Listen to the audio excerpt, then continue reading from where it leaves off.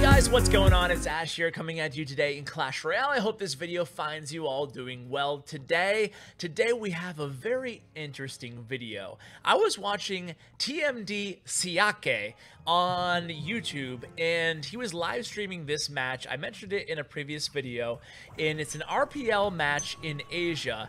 And I noticed something really early on, just when watching their stream while I was editing and just doing community stuff in the background. And I started looking in, like, all of their decks had cards that were recently nerfed. And if you guys watched my recent, balance change videos, I have been so enthusiastic about the new meta shift, but I've always kind of remained cautious that sometimes we might overreact a little bit to balance changes in the game. We might stop using the Night Witch, even though she was our go-to in every one of our decks, just because she received what was, honestly, let's face it, a pretty hard nerf. But I noticed that they were all using Night Witch still. Now, this was recorded yesterday, like after the balance changes. This is not a bait and switch here, guys. So I kind of reached out to Siake and I was like, hey man, can I come into the clan? I mean, not many of them spoke English, but can I come into the clan and record some of this? Because it was a mix of seeing old meta cards and a lot of old meta bridge spammy decks, mixed with a lot of new meta decks. And I just want to give you a quick heads up, guys.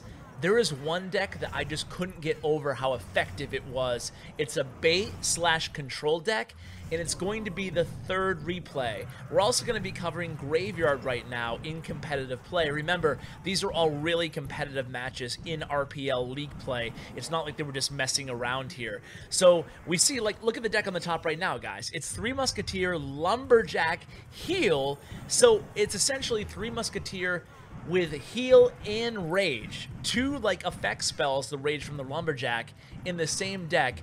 Really, really interesting. So like I said, a combination of classic bridge spam on the bottom and kind of a new variation meta on the top.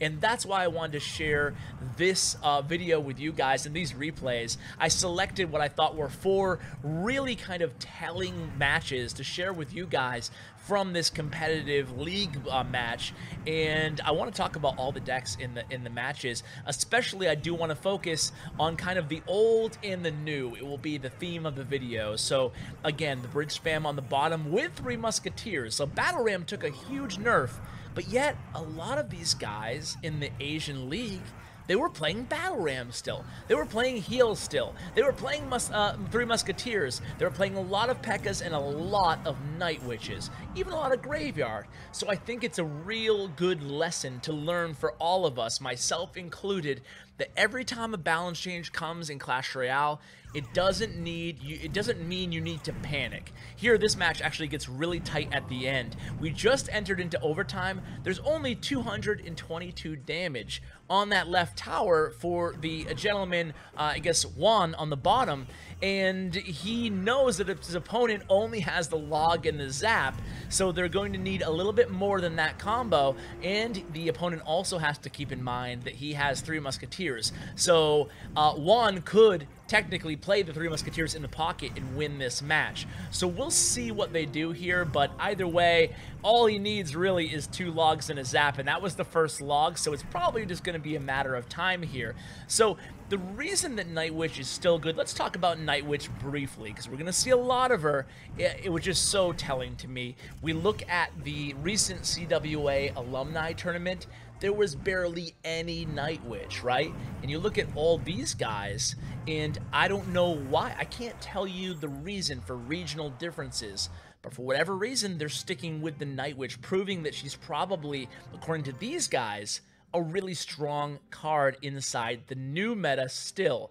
So this is when I entered the clan. Just saying hi to these guys, obviously. Again, huge shout out to Siake, a very, very good guy. We exchanged some emails and stuff. I hope to have him on the channel next week, sharing some of his favorite new/old meta decks. But suffice it to say, his favorite card is actually still Graveyard. Through our emails, he shared that with me, and I was like, wow, still Graveyard. No kidding. He's a big fan of the PEKKA Graveyard decks, still thinks they're some of the best decks in the game. So although I have said I have to eat crow here, guys, I'm not trying to change my story. I've said in previous videos that I thought Graveyard was pretty weak right now for a number of reasons. Graveyard got the big nerf, Graveyard and Ice Wizard got the big buff, Bats got the buff. Just a tough time to be a Graveyard user right now, but Siaka and his team, they disagree with me. So here we're going to see a new variation of Golem Lightning Beatdown on the top, and on the bottom it's going to be an interesting deck. I'll just let you guys see the rest of the deck on the bottom. One thing I am trying to do, you guys might have noticed this in the last maybe month or two on the channel, is I'm really making a strong effort to expand CWA mobile gaming from just covering EU in North American pros to really make sure I incorporate many more Asian players as well as Latin American players. So I'm really trying to get big names in those communities to try to bring the community together a little bit more, because me personally, I've always felt like, because of the language barrier primarily, we don't know, me as an American, I have no idea what they're playing in the Middle East, what they're playing in Asia, what they're playing, you know. I find that the language barrier, for whatever reason, it also creates a barrier between decks and between like finding out what's going on. It took me forever to get TMD Aaron on the channel and to get TMD Yao Yao on the channel, because these guys, they don't use the same social media. Anyway, I gotta digress and get back to the gameplay here. I just thought I'd go on that little rant there about, or not even a rant, but just telling why I want to get more players involved from all around the world on the channel. So here we go. It's Mini PEKKA added to the Golem Night Witch Lightning Beatdown at the top. You can see bottom, it is the PEKKA. PEKKA is in so many decks right now because PEKKA does so well, even in the current meta right now. I do plan on bringing maybe like a top 5 PEKKA decks. But you can still roll with a deck like this with Battle Ram. Battle Ram is another card that I thought was dead, and these guys have been proving me wrong. Very competitive matches here with Battle Ram. So the player on the top, the red player, was able to take down that right tower, but look at this deck played by the blue player, guys. He's going to come with a really strong push here. Even though he's going to have a Golem kind of clogging up the lane in the left lane, check this out. It's a PEKKA, Battle Ram in the pocket, Baby Dragon. Despite the tornado, they are going to absolutely annihilate this Golem here. Look at this Golem go down. Couple swings on the PEKKA, Baby Dragon, and Night Witch take down that Golem really quickly. He's able to cycle back to another PEKKA in the pocket. Now we have a PEKKA, a Night Witch, and Ewiz in the pocket. Are you kidding me? This is an unstoppable push. 2 PEKKAs, 2 Night Witches, 2 Baby Dragons. Forget it. That tower is down. Now we're going to move on to the third match, and I want to stop kind of talking about, I'm Ash, and I just want to bring global players onto the channel. I want to stop talking about me and my channel and start talking about the gameplay when we get into this third replay here. So here it is, guys. You're going to be wanting to pay attention to this deck on the top. This deck was so interesting to me that I thought about doing a standalone video just giving this deck to a really good bait player who I know, whether it be Hazard or Adam or Rebel or somebody like that, and seeing what they can do with it. Seeing that someone I could have on the channel and give tips, and maybe I'll still do that if you guys want me to, but I had to share the replay with you guys right now. It's very interesting. It's really a control meets a bait deck. It's mostly control though, and there's some interesting cards. First off, Skeleton Army, Minion Horde. You saw both of those cards. They're really strong swarm type units and strong defensive cards, and the fact that you have 2 of them in this deck gives you some bait potential, meaning that along with Goblin Barrel, with the Skeleton Army, you can bait out the log. With the Minion Horde, you can bait out their fireball, and then you can, or their arrows, and then of course you can use your Goblin Barrel. So that's the bait, but it's also really strong defensively, of course.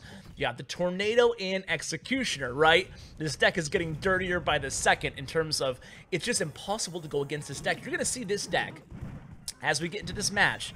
It is going to it's going to shut down pushes that you think are impossible to shut down because it's going against 3 Musketeer heal, okay? But before we get too far ahead of ourselves, we have Minor. So it's like Minor control now. Let me tell you what the last card is going to be. Or should I just make you guys wait? What do you think it's going to be? The last card in this deck, what could it be if it's a bait meets control deck? Inferno Tower. Yes, Inferno Tower. I forgot to turn off my Discord too, darn it.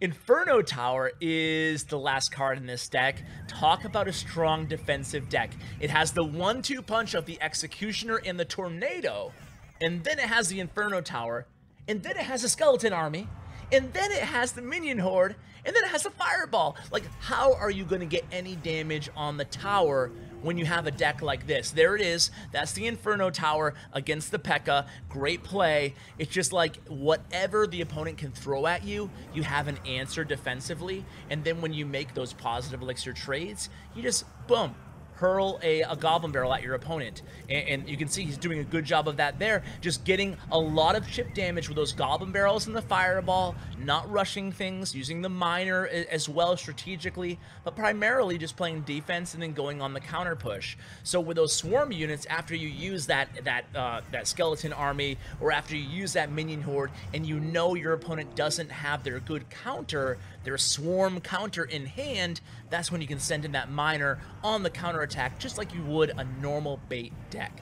But look at this. This is a big push here. A Battle Ram, a Minion Horde, a PEKKA coming in, just very easily being able to shut it down with the Inferno Tower. There's no rush to this deck, guys, especially at tournament level standards. You have a whole 3 minutes, so it's just time to focus on defense. Here comes a Goblin Barrel with a Miner to tank for it, getting more chip damage in. The opponent here knows he doesn't have Fireball in rotation, so this could be a little bit tough, right? 3 Musketeers, Fireball comes, he's going to heal here. So he's healing. Now we have a PEKKA and 2 Musketeers at full health coming down the lane. Here it is. Here's the Skeleton Army. Now he has to deal with a Minion Horde.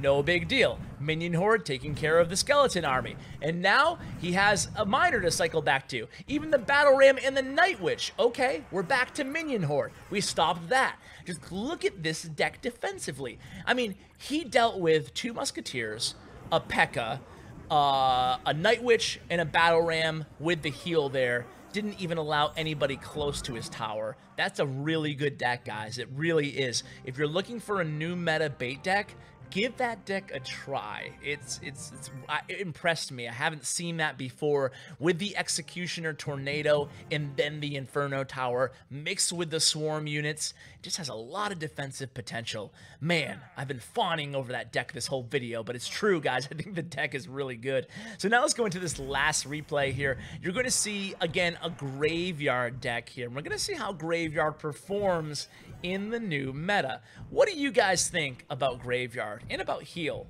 for that matter, and about Night Witch? I've noticed a lot of comments. A lot of you guys are very passionate about Night Witch, and very passionate that you think they went overboard in nerfing her. But I gotta tell you, I mean, maybe this video will make you guys think twice and make you consider adding her if you're lucky enough to have her. A few of you guys have commented like, yeah, just unlocked the Night Witch. Way to go, Ash. You got her nerfed, as if I, like, personally got her nerfed. But I do feel for people who just unlocked the Night Witch, right, after she did receive that pretty awful nerf and didn't get time to enjoy her when she was super powerful. However, that being said, I think these replays will prove that you can have success with Night Witch, guys. So here we go. Top of the screen, you have, surprise, surprise, another Night Witch sighting in a Graveyard deck. So Night Witch Graveyard, it's not necessarily a cycle deck, but it's a pretty fast deck. It's a pretty cheap deck. And going against a definitely a more expensive deck, a heavier deck, the Golem Executioner Lightning deck, again with Skeleton Army. That's another observation you guys probably are going to take from this video. Wow, these guys use Skeleton Army a lot. Maybe I should consider adding Skeleton Army. You know, like, not everybody's running skeletons anymore. Skeletons feel very weak. They can be one-shot by the Ice Wizard, but for 2 elixir more, you can add in the Skeleton Army. And then you have something that can actually perform a bit better in the meta. So maybe we should all take that tip from these guys and consider subbing in the Skeleton Army if we have a deck that we feel is weak against tanks, or we need that extra bait potential in our deck. So here we go. This time, Barbarians, they're making a little bit of a comeback too. Barbarians, with all the siege going around and all the beatdown, the heavy beatdown primarily, Barbarians are doing pretty well.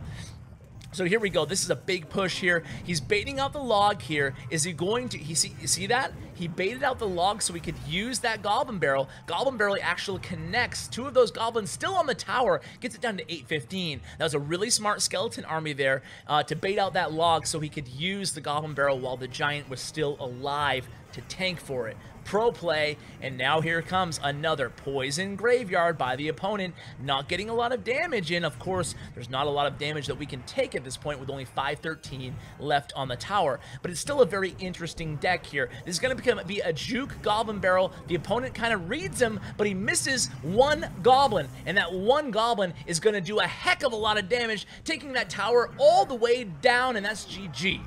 So guys, another huge shout out to this TMD, Team Massive Dragons, part of HK Esports clan family. Really awesome that they accepted me into this clan. I was able to meet and chat with them in the stream. If I saw you guys in the stream, thank you so much for watching my channel. If you can understand me, I know I speak a different language, and I speak fast and tend to ramble a lot. My apologies, but thank you nonetheless. So guys, thank you so much for watching. Hope you enjoyed this video as much as I enjoyed bringing it to you.